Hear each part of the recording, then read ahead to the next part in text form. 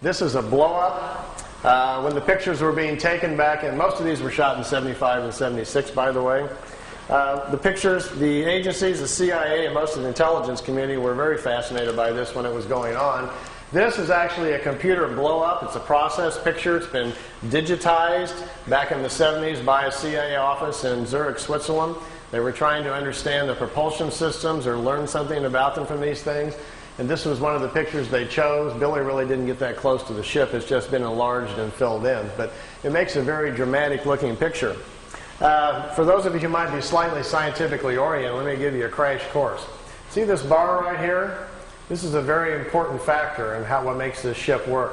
This craft basically doesn't produce what we would call anti-gravity. All matter is comprised of atoms. Follow me on this. It has electrons and protons. We have electrons spinning around a nucleus, right? So the concept is that anywhere you would go in our atmosphere or in the universe, anywhere you go, there are atoms or subatomic particles that have electrons.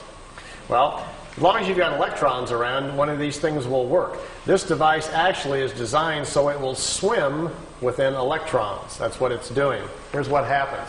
Down at the bottom, right here in the center, we have a reactor for power. We have a rod that goes up to the center. And up here at the top, we shoot a charge, a very positive charge. And right above, where this rim is right here, the whole top of this ship, the surface area of the craft, a positive charge is shot out. And what it does, it charges the electrons that are flowing around the top of the craft, and it makes a vacuum right over the top of the craft. That's what causes it to lift up off the ground.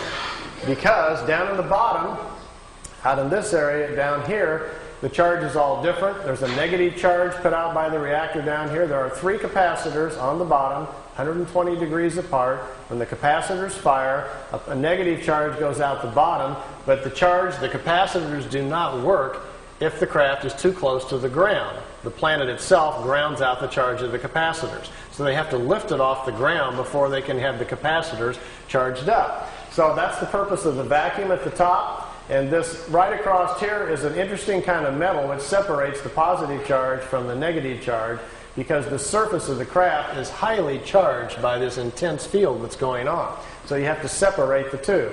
We have the charge at the top, slowly lifts the disc up off the ground. It gets up about 12 feet.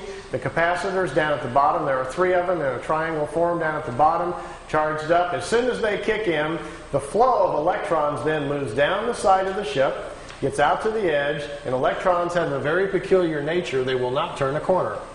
And when electrons get out to the edge of the right out here, they accumulate.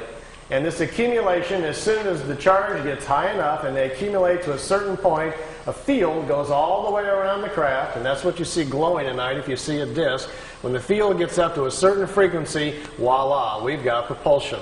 The ship is then isolated within its own gravitational or magnetic field, and at that point, basically, the bottom of the ship is chasing the top of the ship, which is in a vacuum.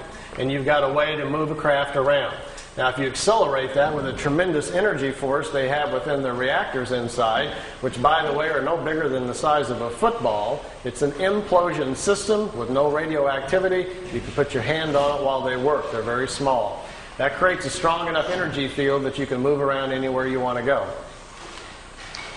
So if you're thinking of building one, by the way, the more of the science stuff, how to create the charge, the voltage that you need, and the other things are on a website I put on the web. If any of you are interested in that, I'll give you the address later on. You can dial in and read the whole thing, and perhaps you can build one or something.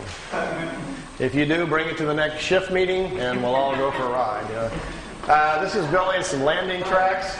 You can see them down here, the 3 landing tracks where the craft sit on the ground. It's kind of reminiscent of crop circles, isn't it?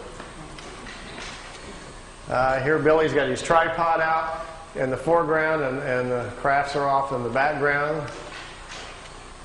Here we've got a regular sized ship and 2 little ones again. Those little remotes. This is a different kind of craft. It doesn't sit down on the ground. It floats. The bottom of the crafts are flat. Burns the ground up pretty good, though. There's one at night. It wasn't a solid craft. It was just more of an energy field. Billy took several pictures of it. We have about 20 witnesses that also took pictures of this. It changed shape. Small objects came out of the large one, flew around the house. Billy tried to communicate with it. The communication wasn't possible. Later he was told that he had been paid a visit by a group of life forms, if you want to call it, from another world that do not exist in solid form. That there are many kinds of life in various shapes and forms, and some of them are non-physical. And the non-physical ones can move their essence or their energy field or whatever you want to call it to where they want to go. They get together in groups and kind of like jump to different places that they want to go to. Kind of like biolocating, I guess we might call it. And what you're looking at here is a picture then of a life form that exists in a non-physical form that biolocated to Earth for whatever reason, perhaps just curious about Billy. These are the last photo sessions taken in 1981. Billy's got them pretty trained by now to park by trees, as you can see, and known objects. He calls it the Italian wedding cake. The balls on top of it were experimental. They apparently have since dropped that design and no longer needed, but this is a matter displacement device. They first acquired the knowledge to transmit, or you might say teleport, their crafts on their very large crafts first, and then they're downscaling the technology here to the little ones. There's also a movie film of this coming in and zipping around the tree that he shot at the same time. And here we are coming in around behind the house. How would you like this to come floating through your back window? You look out and here's coming down in front of the house. That's where Billy lives in Schmidruti. Like they say in Men in Black, some swamp gas reflected off of Venus, and you got to... Well, as you can see, this is why this case has been about the most controversial in the UFO history, because with these kinds of things to look at and talk about, it gets everybody pretty charged up. And here they are leaving at night, taking off from the house. The film imbalance causes it to look gold. The craft is actually silver. Here you can see the bottom of it, what looks like some sort of crystalline objects down at the bottom with some sort of etchings all around the circumference. Okay, we'll stop right there. Okay, we can have the lights back on now. Everybody kind of watch your eyes.